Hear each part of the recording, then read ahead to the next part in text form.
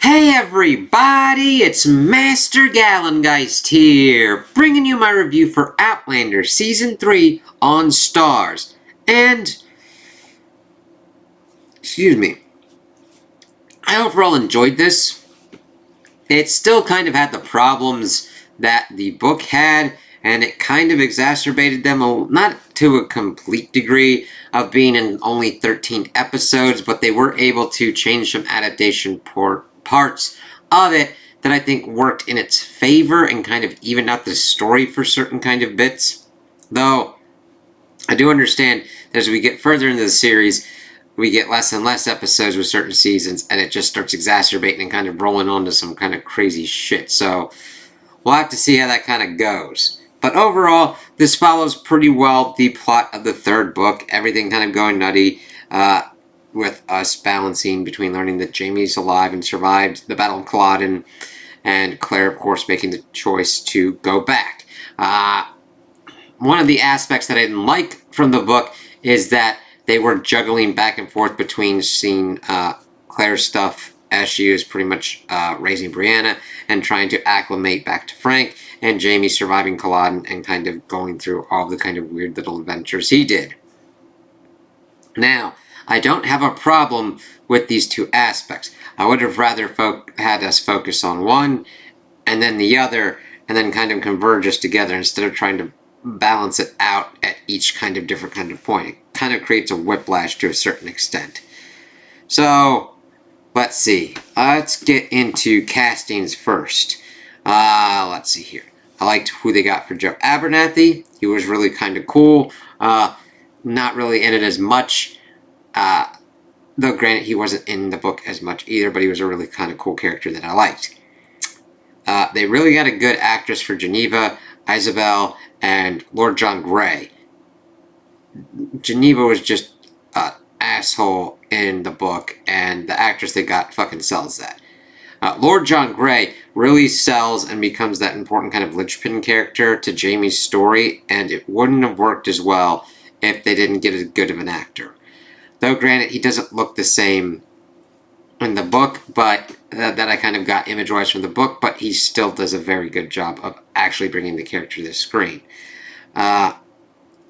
Yi Tian Cho, Mr. Willoughby, very good job, and I'm glad they kind of changed up his character from just being this weird foot fetish, foot fucker kind of dude to going more into his poet kind of stuff and actually kind of building him to a better kind of place instead of having him run off in Jamaica at the end where people think that he's killed someone. Let's see here. Any other big kind of important ones? Willie was pretty good. I still have issues with Brianna, but I don't know what exactly to kind of peg it on, because they kind of just not muck with her content that much, because her content in the books was perfectly fine and serviceable. I think it comes down to a more kind of direction and what the actress kind of like does. It just it gets kind of worse in the next season, but we'll get to that. We'll get to that. But we see our groups kind of doing their Scooby-Doo and trying to figure out what's going on. We start off with Claire in 1948, understanding that she's going and giving birth to Jamie's daughter, seeing that her and Frank moved to Boston, Jamie surviving Culloden, and the rabbit kind of being his kind of one that kind of is like a spirit kind of guide, because we learned that from Margaret, and of course the little bird for Claire instead. But we see that he has killed Blackjack Randall. He, of course, is let to live because Lord Melton, is the brother of John Grey, and decides to honor letting his brother be not killed by sending Jamie back to Lollybrock, thinking he'd pretty much die en route. Of course, everything kind of escalates, and we get everything kind of going on. Now, it works pretty well enough as we get through the season. It kind of gets better as we, again, get back to Claire and them being together. One of the biggest kind of changes, though, is that Murtaugh survives the Battle of Culloden and is with Jaime and Ardsmere. That does not happen in the books. However, I'm kind of alright with that because they at least still give Murtaugh enough kind of things to kind of go through with Ardsmere, having to deal with being sick and then eventually transported to the Americas. And we'll see how that kind of affects and butterflies everything else in the show as well.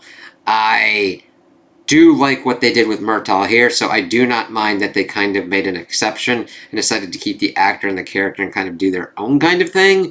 There wasn't really that much done with Murtaugh in the first 2 books that I don't think that them kind of going off book and like doing their own thing to have Murtaugh be their own kind of character that they're kind of making would present that much of a problem. Now, I haven't gotten to the complete end of this series yet, show-wise, so it could become a problem. I understand that because I have seen Game of Thrones. I understand what happens if you go completely and utterly bonkers fuck-off script, depending upon what kind of goes on. Now, we don't have that problem here completely, but if you're deciding to make sure that you have a character that was pretty much killed in the book and they're not in the show, you have to be careful how that kind of changes certain kind of things up. So we'll have to see how that works out, but I like Murtaugh's actor. I like what he's able to do, so we kind of see what goes on. Willie worked out pretty well as, of course, Jaime's illegitimate son, and the actor they got from works pretty well. I mean, he's a little kid learning about everything going on, and then having Lord John Grey and Isabel pretty much take care of him, and that was a pretty powerful scene, seeing Jaime pretty much say that he was going to offer himself to him. He's like, no. Thing is that Jaime didn't do the kiss that he did in the book, which, again, this gets into certain kind of changes that I'm like,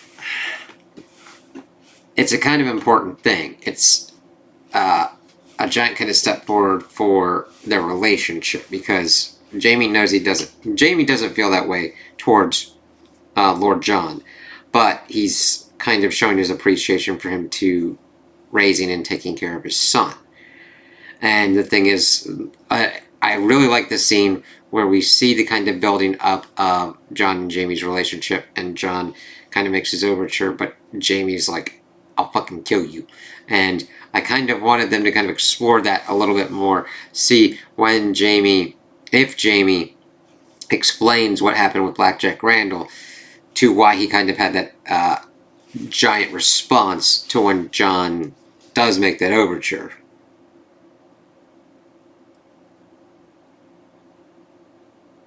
Let's see here. So it takes about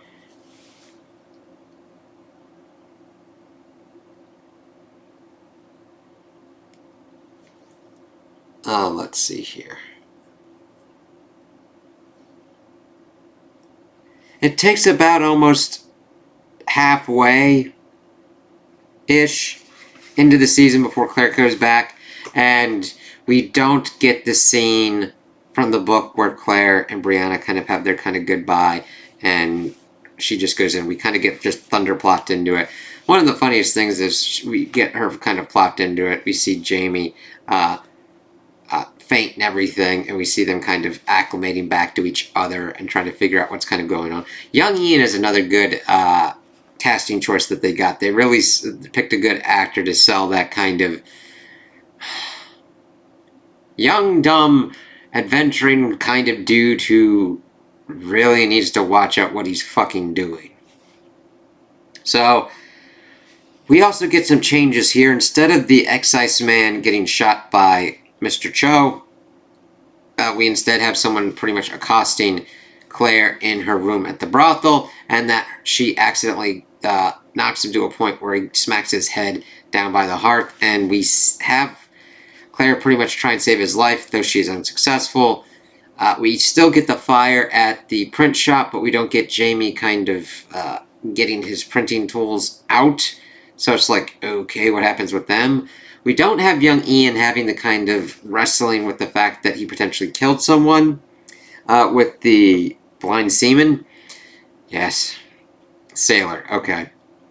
because he just pretty much splashes hot lead on the dude's face, and he's pretty much out of the place before it like starts catching fire. So we get a lot of stuff that doesn't really. Of course, we have to accelerate what's kind of going on. So after this pretty much event, they pretty much have to get back to Lollybrock.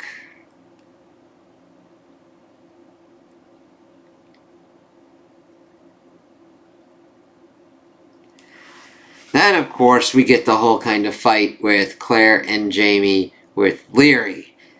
This one gets really kind of... There was more of a balancing of it to me in the book, because here it's pretty much presented as like, you left me, and it's like, you fucking made her go with the child, and you just pretty much acquiesced to your sister foisting someone on you. You knew Leary attempted to kill Claire. I don't know about you, but there's probably a fuck ton of other eligible bachelorettes or even widows or anybody else fucking else than Leary and her daughters. Like, it really...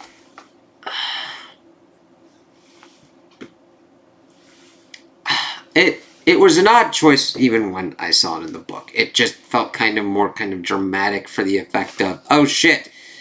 And then this whole kind of exchange has changed because Claire's super pissed off in the book and decides to go back and pretty much go back through the stones. She's like, fuck this noise, I'm out. And then Leary comes in and fucking shoots Jamie.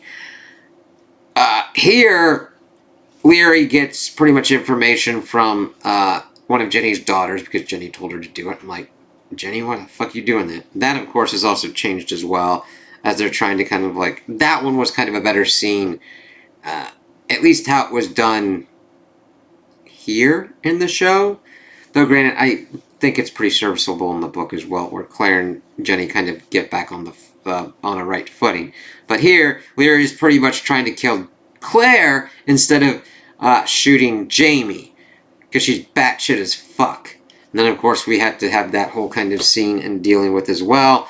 And this precipitates the back half of the show of them going to the Silky Island and all that.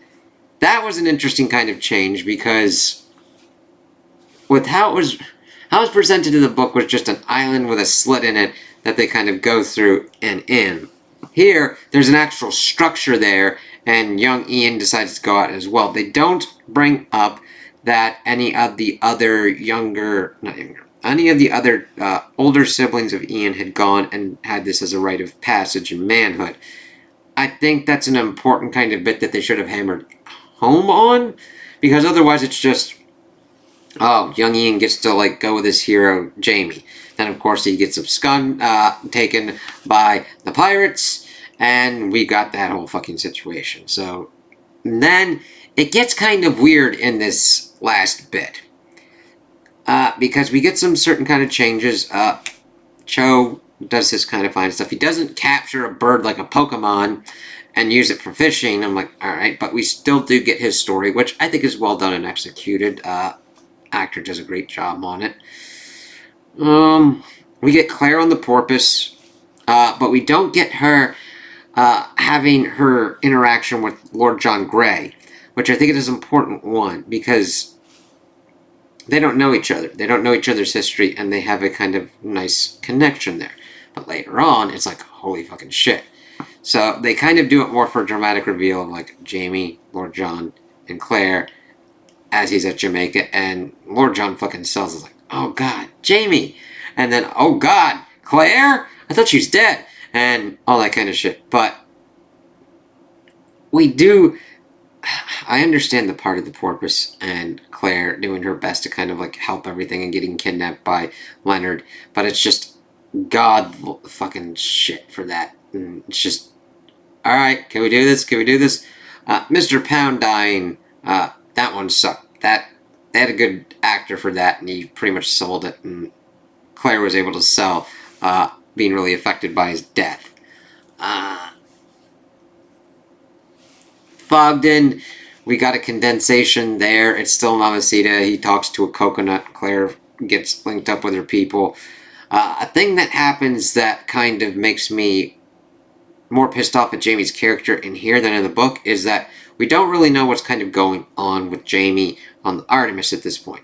However, in the show, we do, and he's pretty much trying to get Fergus to do pretty much what would have been a failed mutiny and calling him a coward and pretty much shitting on him when he has to think of Marcelly because he had handfasted himself to her, and of course that's one of Leary's daughters, and he does have to think about her. And because if the mutiny fails, because they could only get like about 6 or 7 people in his estimation against the other 20, it's like, what the fucking shit. And then it almost seems like there's this rough storm, and the captain dude decides to free Jamie because they need all hands on deck. And it's like, is he gonna fucking kill this dude during everything the storm? It's like, what the fuck?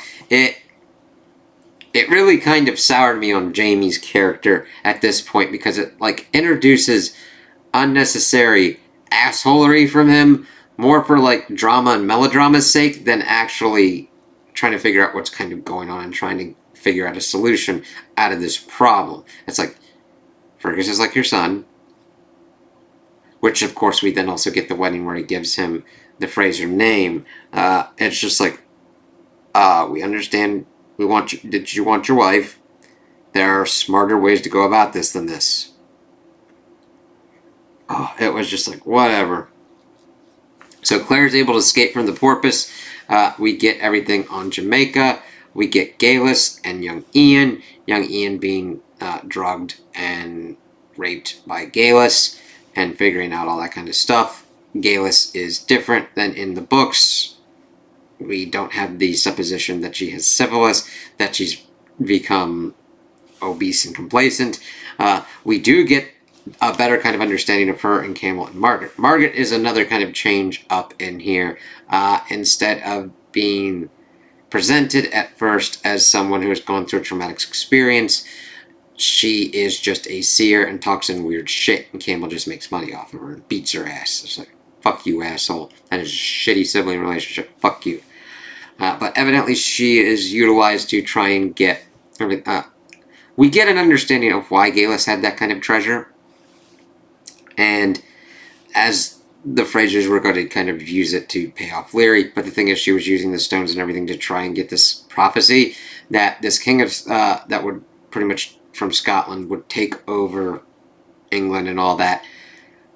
Pretty much was linked that they have to kill a 200-year-old baby. So that gives more of a credence of like her learning about Brianna and wanting to get back towards Brianna's time in order to kill her to set that kind of prophecy in motion.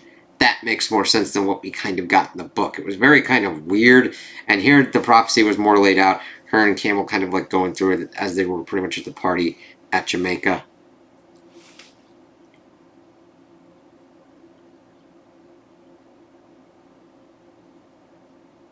Plugged in that. We also don't get the porpoise kind of being like thunder fucked. After Jamaica, that pretty much goes away. The Artemis pretty much is trying to sail to someplace and then...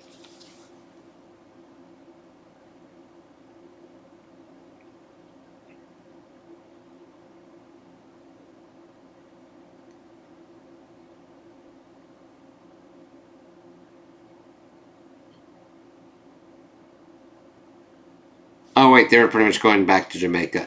Where in this point, they didn't really need to steal any kind of boat or whatnot, because the whole kind of woman being killed and trying to pretty much do all this different kind of stuff in the porpoise doesn't really happen. We don't really get the link up of Abernathy's ancestor here. We do get a dude with a crocodile head, but he's not brought on the ship from the Artemis from the Bruja. Temeraire is a different kind of slave without missing an arm, but is given his freedom after he helps Jamie and Claire kind of learn about young Ian being at Mrs. Abernathy, Galus' place. And of course she learns everything like that, and her trying to go into this kind of cave that's on Jamaica instead of on Hispaniola. Margaret then still does her kind of spirit kind of thing, and does the whole thing with Brianna talking to Jamie and Claire. However, it's really kind of weirder on this kind of part that happens, whereas she's more presented as a seer that can have visions or whatnot, not that she's been able to commune with the dead. It makes kind of more sense in the book as she's able to do this spirit communion to other people as it's set up beforehand, whereas it kind of rather comes randomly out of fucking nowhere in the show, like, alright. Though granted, seeing Claire kind of take Galus' head off was pretty well done. CGI, I think, was well executed enough that it wasn't completely and utterly shit. But, and then we also get that this pool is being utilized instead of a stone. That introduced some interesting kind of possibilities. Young Ian, of course, also talking to Jamie about the horrendous kind of stuff to Jamie that Galus did to him, and that was kind of nice. I'm glad to have that kind of exploration. Before, of course, they get shipwrecked in Georgia. And that is where season 3 ends. So, I overall thought this was pretty decent. Action scenes there weren't as many here, so they weren't there to completely and utterly go nutty doo-dah. Still, they aren't the main focus, but they were a little bit better and not completely as jumpy. What they were showing in the flashbacks for Culloden made sense, even though Jamie has yet to really kind of talk about that experience at Culloden. Hopefully we get a little bit more of that. Let's see here. So, when I bring up the action scenes, they're serviceable enough. We're getting a little bit further, and we'll have to see what other kind of battle scenes or action scenes kind of pop up. Again, I understand that it is not their focus and their forte, and that sometimes you gotta pick and choose what you're doing. This has more of a focus on the relationships and everything. We do get an understanding more of the budding kind of relationships of kind of Brianna and Roger, but that gets more full focused and fuller focused in season 4, especially with what kind of goes on in that one. So, I would recommend this for fans of Outlander, fans of the book to kind of see differences in the adaptations, because I think this handled a lot of different kind of stuff better, especially like Mr. Cho and Galus' kind of part, even though it still echoes what happened with Galus' part at the end, where it kind of just gets thunderplopped and you're like, and this is fucking happening. Because there seemed to be like 3 elements that trying to like work them together just was like, we had to get caught up on Jamie and Claire and then getting them back together. We get them back together and have to deal with the kind of melodrama and craziness that ensues, and then young Ian get kidnapped, and then all the kind of subsequent shittery that occurred. That's why this season kind of feels kind of like all over the place, because the book kind of feels a little bit all over the place. The first one and the second one have more of a kind of strong throughput of understanding what's kind of going on, getting Jamie and Claire together in the first one, and dealing with Blackjack Randall. Second one, we are now in France. We are trying to stop the Stuart Rebellion, still having to deal with Blackjack Randall. Third one, it's like, okay, how are we doing this, and what are our kind of objectives before ending in America? And I'm like, we'll have to see how this works out. I don't mind what I've seen about the American kind of stories so far, but the real kind of strength that I had from this series was pretty much when it was in Scotland and when it was in France, and dealing with the European politics that go on with that, what France is kind of doing with Scotland, England with Scotland, all that different kind of interplay and what kind of goes on with those kind of politics there. Now, granted, I don't mind them going for the American Revolution. It is an important kind of aspect that still affects England. It's just, we'll have to see how that kind of works out for me, and how I kind of like and see how they kind of go through with this. Because I have seen other kind of historical fiction kind of things, like the Assassin's Creed series for like the American Revolution, the Italian Renaissance, the Crusades, all that kind of stuff, as well as the Temeraire series, that one being more set during the Napoleonic War, and like, hey, Napoleonic War, but what, with dragons, with essentially an air force. So, yeah, that one's a definitely interesting one, that's got kind of like Pride and Prejudice aspects to it. That one's a decent one. I like that series. So, I do like seeing the different kind of aspects in historical fiction and how certain kind of things are changed or different, because you've got your legends and you got what actually really happens and how it kind of works out, and if this is more kind of fate / anchor points where certain things have to happen, but they can change a little bit depending upon what's kind of going on, depending upon kind of like the flavor. It's like, okay, the Rising has to fail, but how does it fail, and who survives, and how does that affect the butterfly kind of effect of everything kind of going on? Because we see certain Jacobites survive Culloden, and how they can kind of affect the revolution going forward, because they've been sent to the colonies, and you're like, yeah, it's funny. You're like, get away from England, you motherfucker. And it's like, okay, fuck you, bitch. I'm across the sea. You can't get me, bitch. And seeing how that kind of space allows for the American Revolution to work, but since they don't kind of have that space, is that one of the contributing factors to why the uprising in Scotland didn't work?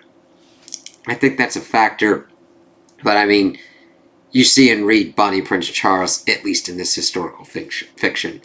If you got that leader doing his stupid ass fucking mock me shit, you've really got nothing. Especially when you're trying to like bum rush London. Though granted, that probably would have worked better if he had just fucking done it. But you need people, you need resources and everything like that. And that's the whole thing, and what I hope they kind of get into in the American Revolution of, it takes time to get troops and supplies from England to the colonies. Whereas with the George Washington and the revolutionaries, they're already there. They've worked out how to supply themselves. They've got other people that can come into play, like the French and the Native Americans. So we'll kind of see how that kind of works out, and what kind of strange stories ensue on that. So I did enjoy watching this more than reading this, because sometimes you just have to blog through some crazy ass shit that this kind of at least condensed and kind of did away with. Though granted, I do see its condensing starting to be a problem. Even though it does help me, and I'm like, oh, this can, how they condensed this kind of stuff worked and made sense for what's kind of happening. So those are my opinions on the season. Tell me what you guys think in the comments below. If you liked it, if you didn't like it, if you agree with me, if you disagree with me. Also like and subscribe, and I hope you have a good day.